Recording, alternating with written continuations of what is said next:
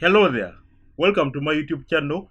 Chazo here from Uganda, and today I'm going to be taking you through my chest workout. As you can see, I start off my workout by warming up with an empty bar. It is really important to warm up before you go and lift heavier weights so that you're able to prime your central nervous system. Make it a point to leave your ego aside before you start working out, because when you bring the ego into the gym, you're going to end up getting injured. So you start off by lifting a smaller weight, but lift it with pretend you're lifting the heavier weight. Whatever you do when you're lifting a smaller weight, the same thing you should do when you're lifting the heavier weights. Treat the smaller weight as if it were your one rep max. And as you can see, in my warm up, I'm leaving some weights in the tank. The importance of a warm up is to just break a sweat and prime your central nervous system while for heavier weights. And from my experience, most of the friends who have gotten injured from lifting have gotten injured using lighter weights. You know, when you're using a lighter weight, there's a way you're not that cautious, you don't overhype, you don't waste a lot of time on the setup, so you end up doing the weight badly.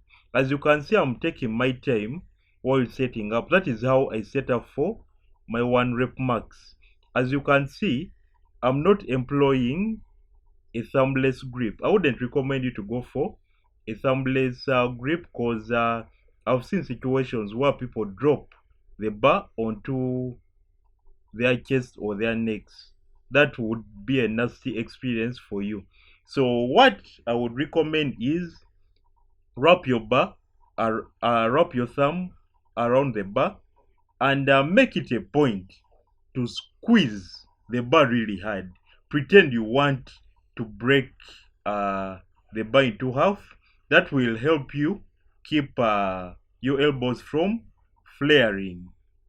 As you can see, I'm making small increments.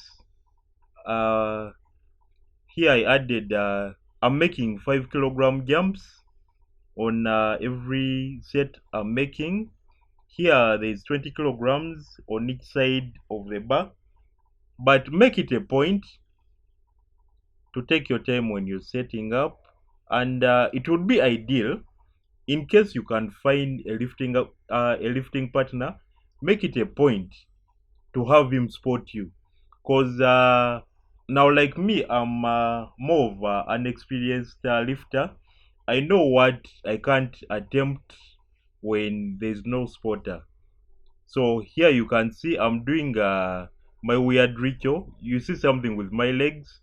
I normally do that to get myself into position. Then I help myself. You can see there's a little arc in my back, and my elbows are not that flared. They are a bit of like 45 degrees.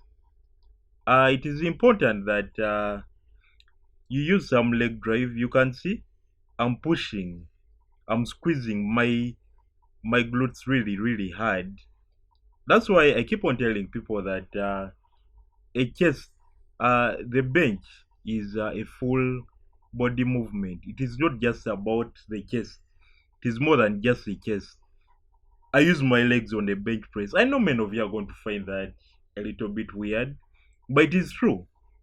If you're to watch the top power lifters, yeah, you have to hydrate. You can say I'm hydrating, but back to the point.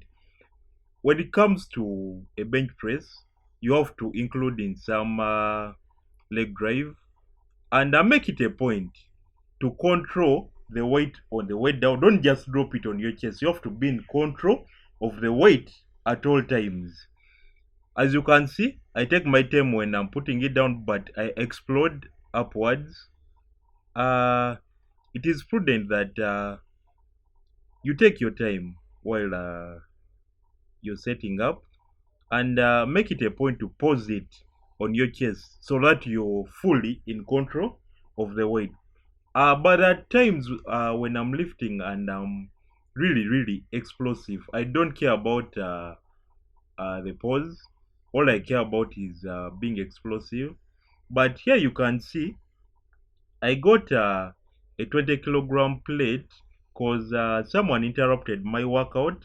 I gave them time to work out before I could. In our gym, we have only one barbell, so I first left him to lift. So when I came back, this was basically like my warm up. I started out fresh. I couldn't like start from like 25 because I needed to first prime my body and to first get used to the movement before I could add on any more weights. And after this, I added 5 kilogram plates on each side, and yeah, but you can see on my you can see my workouts. How I lift a barbell is the same exact way I lift be it 25 kilograms on each side. I use the same technique. As you can see, that is how I set up. I wiggle my legs a bit. My chest is up. It's as if I'm trying to put my shoulder blades together. I squeeze the bar really hard. And before I start moving it downwards, I first rest it in position to see that you first rest it. You don't want to get it off the stand. Then you start immediately dropping it down. That wouldn't be you wouldn't be in control of the weight.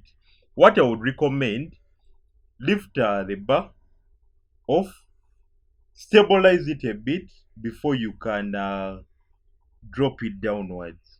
Now here you can see it's 27.5 kilograms on each side.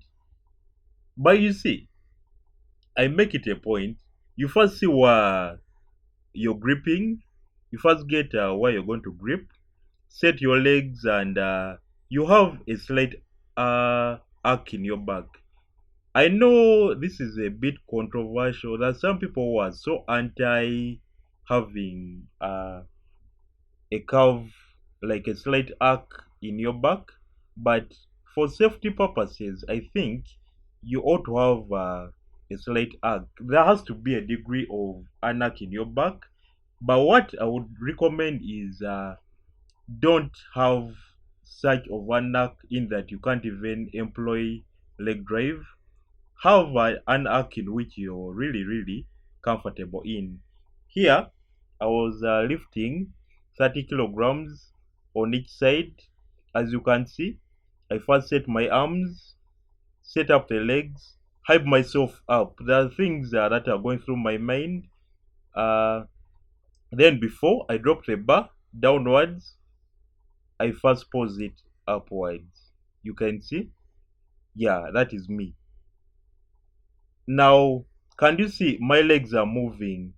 When before pressing the bar upwards, I make it a point to squeeze my glutes together. And here I added 2.5 kilograms on each side. And okay, there's some powerlifters who say that you don't just engage your glutes and your legs before, just when you're trying to lift the weight back up. You have to make it a point that you have some degree of leg drive, even when you're dropping the bar downwards, only that you squeeze your glute harder when you're trying to drive it upwards. This was my final set. Here there is 35 kilograms on each side. I know I could have gone heavier, but I'd just done heavy deadlifts and squats, so I left some in the tank. And since I'd taken time off benching, I decided to stop at just 35 kilograms, and I didn't have a spotter at that time. So I lifted these 35 kilograms on each side for third rep, fourth rep. I did it for 5 repetitions. Yeah, you can see the back slow down. Thank you for watching the video.